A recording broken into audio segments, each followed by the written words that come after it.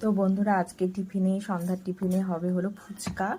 এই যে আছে, বাড়িতেই বানাবো, অন্যদিন তো কিনে খাই, তো আজকে ভাবলাম বাড়িতেই বানাই। এই যে আটা আর সুজি দিয়ে এখানে বানানো হয়েছে ফুচকাগুলো।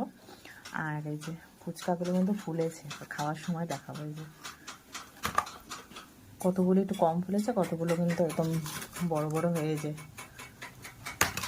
আর এখানে হলো আলুটা, যে বাদাম দিয়েছি, মানে হঠাৎ করে প্ল্যান, তো তার জন্য ছোলা আর ভেজানো হয়নি, তো বাদাম দিয়েছি। বাদাম দেওয়াটাও ভালো লাগে। আর আলুটা মেখে নেবো ভালো করে এখন। আর এখানে তেঁতুল তেঁতুল রাখা আছে, তেঁতুল গোলাবো। আর এখানে আছে হলো যে জল জিরার প্যাকেট, অনেকগুলো প্যাকেট। তো আলুটা ভালো করে মাখি। আলুটা যত ভালো মাখা হবে তত খেতে যেন ভালো লাগে। আলুটা সিদ্ধ করে নিয়েছি, সিদ্ধ করে বাদাম টাদাম ভেজে নিয়েছি। আর এই যে লঙ্কা দিয়েছি, দিয়ে এখন ভালো করে চটকে চটকে মাখবো।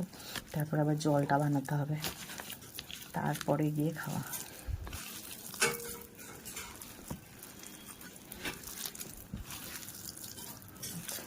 আলুটা ভালো করে মেখে নেবো। আলুটা ফুচকাগুলো দেখে এখনই লোভ লাগছে।